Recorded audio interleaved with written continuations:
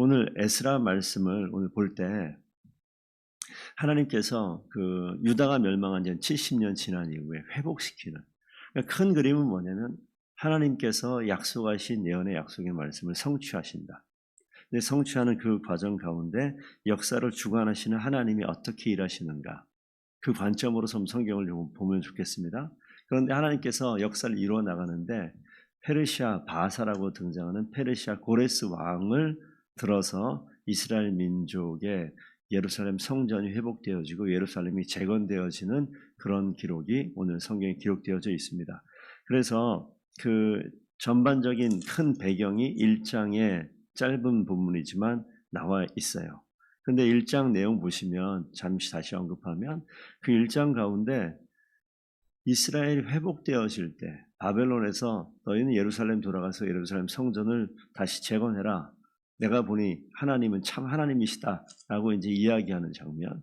고레스가 하나님의 기름 부음 받은 자라고 이런 식으로 이사야가 언급을 합니다. 이게 하나님의 사람, 신앙을 가지고 하나님을 알던 이런 백성이다, 개종을 했다, 이런 차원이 아니라 하나님의 역사에 붙들려서 쓰임 받았다는 거예요. 그래서 이 고레스의 조서와 선포를 통해서 귀환하는 장면이 나타나는데, 오늘 2장 가게 되면 1절을 읽었는데요. 보면 1절에 예루살렘과 유다 도로 돌아와, 유다 도랑 유다의 각 성읍 이렇게 보면 됩니다. 그러니까 이 돌아올 때 1장 5절에 나타나는데 유다와 베냐민 족장과 제사장들과 레위 사람들과 이렇게 되어져 있어요. 그 뒤에 1장 5절 보면 두 번째 줄에 그 마음이 하나님께 감동을 받고, 마음이 하나님께 감동을 받은 자들이 다시 예루살렘을 가는 거예요. 우리가 한 지역에 한 20년, 30년, 40년 살게 되어지면 다른 데 이사 가는 게 쉬울까요? 절대 쉽지 않아요. 저희 아버지가 경상도 분이에요. 제가 전혀 사투리 안 쓰니까 서울 사람 아니냐고 그러는데 저 경상남도에서 태어났거든요. 근데 강원도에 살았어요. 아버지는 경상도에 태어나서 젊은 시절을 다 보내고 강원도로 어떻게 이렇게 오게 됐습니다만, 그 자리에서 40년, 50년 사시니까 나중에 뭐라고 말씀하시냐면 여기가 내 고향이다. 말투는 경상도 사투리, 마음은 강원도가 내 고향, 이렇게 말씀하신단 말이에요.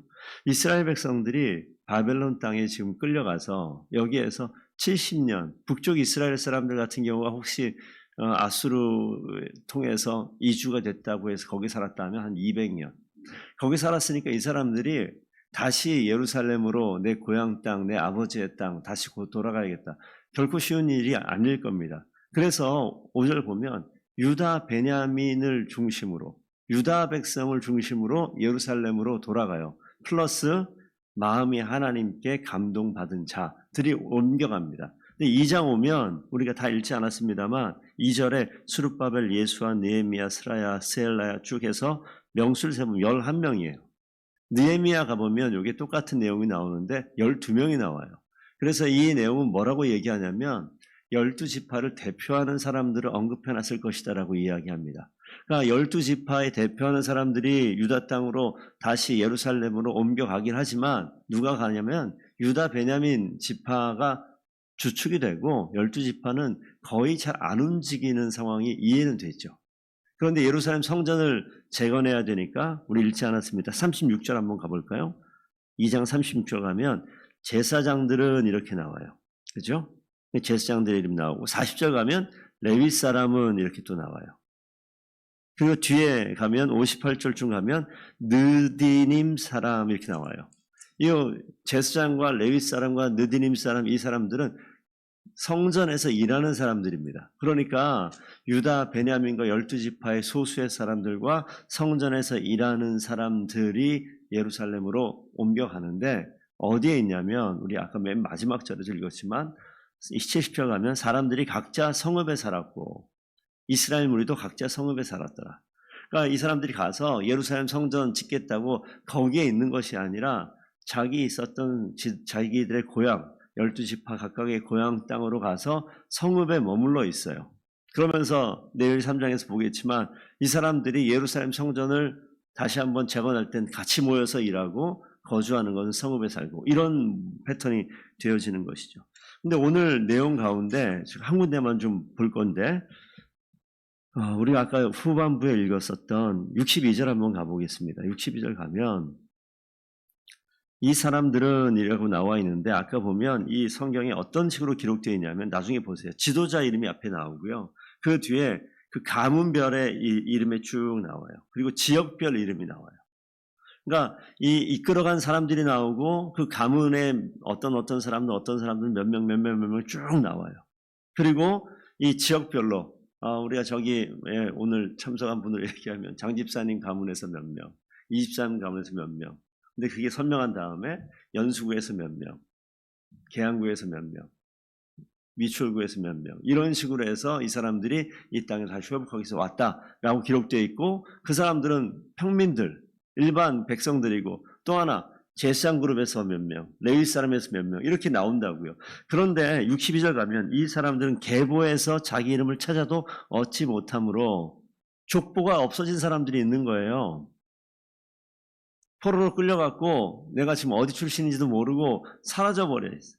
계보가 아무리 찾아도 없는 겁니다. 그래서 심지어 그들을 부정하게 여겨 제사장 직분을 행하지 못하게 하고 이렇게 나와 있어요. 그러니까 이해가 가시죠? 전쟁통에 피가 섞이는 상황이 있을 수도 있겠고 그런 상황에서 이건 어떻게 봅니까? 이스라엘 백성들은 더럽게 보는 거예요. 이 사람들은 악하다고 얘기까지 하기 불결하게 보는 거죠. 피가 섞여버렸어요. 이 순수성이 사라져버린 그런 모습으로 이방인 취급당하는 모습으로 전락되어 있는 그런 사람들도 함께 지금 새로운 신앙 공동체를 만들어가는데 동참하고 있어요.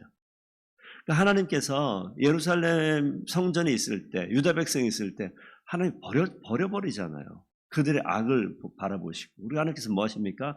새롭게 모든 판을 새롭게 뒤집어 만들어 가는데 각 지파에 대표하는 사람들 플러스 족보가 사라지고 이방인 취급하고 사람들이 부정하다고 얘기하는 이 사람들도 함께 동참을 시키십니다. 그래서 저희가 이 말씀을 보면서 한번 생각을 깊이 한번 해보셔야 돼요. 교회 공동체라고 새로운 하나님께서 신앙의 공동체를 세우실 때는 하나님의 방법은 사람의 방법과 전혀 달라요. 사람의 눈으로는 이 사람은 신앙생활 되게 잘할 것 같고 이 사람은 뭔가 리더십이 있을 것 같고 이 사람은 하나님께서 택한 사람처럼 여겨지고 이 사람은 뭔가 지혜롭고 똑똑하니까 이런저런 우리가 생각할 수 있을 만한 이 기준을 다 헐어버려요. 교회 안에도 보면 신앙이 여린 사람이 있고 여전히 신앙 공동체 안에 있지만 우리가 꼭 지켜야 될 하나님의 말씀을 지켜내지 못하고 아직 연약하기 때문에 온전하게 철저하게 순종하지 못하고 그런 가운데 어떤 상황 속에서는 저 사람은 아직 자격이 없어 라고 우리끼리 판단을 하고 우리끼리 재단을 해서 아직 자격이 있고 없고를 나눌 수도 있습니다만 하나님께서 교회를 세울 때는 전혀 그렇지가 않아요. 부정하다 이야기하고 이방인 취급하는 이 사람들조차도 하나님께서는 새로운 공동체를 세우는데 한 축으로 세우십니다. 그래서 제가 목회를 하는 동안에 그리고 과거의 경험과 앞으로 미래도 마찬가지겠지만 어떤 사람을 세우느냐 이거는 자칫 잘못하면 저의 기준과 리더십에 나중에 우리가 장로님들이 세워지고 이런 일들이 있겠지만 당회가 결정하고 교회 지도자 리더 그룹에서 결정하는 것들이 100% 맞느냐? 고민해 보셔야 돼요. 사람이 하는 일이기 때문에 100% 맞지 않을 수가 있습니다. 그래서 우리는 항상 하나님 말씀을 기준으로 하나님께서 원하시는 모습으로 나아가야 되는 거죠. 그러니까 성경에 보니까 무너진 예루살렘 공동체를 다시 세울 때 하나님께서 그들이 부정하게 여겼던 자들을 함께 껴안고 같이 가는 거예요. 신앙이 연약해 보이는 사람들 함께 껴안고 같이 갈 때 하나님께서 그들을 사용하셔서 하나님이 원하시는 교회를 세우시고 하나님이 원하시는 신앙 공동체를 다시 견고하게 세우는 일들을 준비시키는구나 라는 것을 오늘 말씀을 통해서 분명히 볼 수 있습니다. 그래서 더 이상 예루살렘 성전에서 하나님의 영광이 사라져버린 거였었거든요. 이런 일이 있기 전에 사라져버렸어요. 그래서 63절 보시게 되면 방백이 그들에게 명령하여 우림과 둠밈을 가진 제사장이 일어나기 전에는 이미 이런 일은 사라졌어요. 하나님의 영광이 있을 때 있었던 이야기예요.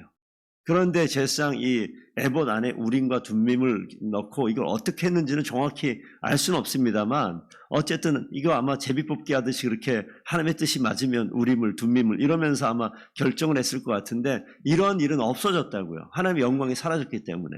그러니까 하나님의 영광이 다시 한번 회복되어지는 일들을 간구하겠죠. 이 이스라엘 백성 신앙 공동체가 세워져야 되는 그 중심입니다. 사람을 판단하는 것이 아니라 우리가 바라는 것은 하나님의 영광이 이 가운데 임하게 되면 하나님의 영광이 다시 한번 임재가 이 가운데 있게 되면 그래서 이게 하나님의 영광이라고 얘기하는 것을 신약 가면 이제 성령의 임재예요. 성령이 임하게 되면 그때 부정하다 여긴 자 이런 거 없는 거예요. 하나님께서 다 회복시키시는 거죠.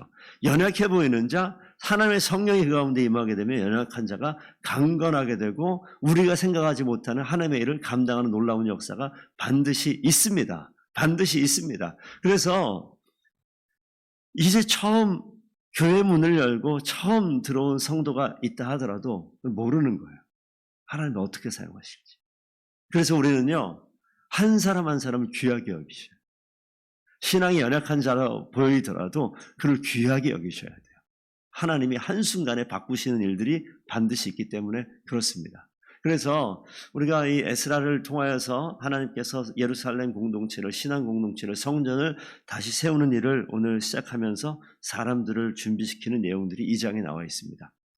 더본교회를 바라봐도 그렇습니다. 하나님께서 더본교회 지금은 미래 어떤 성도겠죠. 저 문을 열고 누가 들어올지 몰라요. 행여 들어온 사람이 교회를 한 번도 다녀보지 않은 사람이라 할지라도 하나님께서는 그 사람을 어떻게 사용할지 몰라요. 우리가 지금 새벽 예배 기도하는 우리가 있기 때문에 우리는 한편으로 조심하셔야 되는 분들이에요. 무슨 뜻이냐면 시간이 지나게 되면요. 매일 새벽에 기도하시는 분들이라 남들이 이야기할 수 있는 때가 온다고요. 이 집사님은 매일 우리 교회에서 새벽에 기도하시는 분이에요. 이런 날이 온다고요. 와요. 그러면 어떻게 됩니까? 나도 모르는 사이에 내가 남들보다 신앙적으로 우월한 것처럼 느껴지는 상황이 되어져요. 남들이 자꾸 이야기하니까. 나는 그렇지 못한데 그런 것처럼 느껴질 때가 있어요. 그리고 어느 순간에는 그런 위치에서 남을 판단하는 일들이 벌어집니다. 교회에서 직분자를 세우고 장로님들을 세우다 보면 맨 처음에 장로님 됐을 때 되게 겸손해요.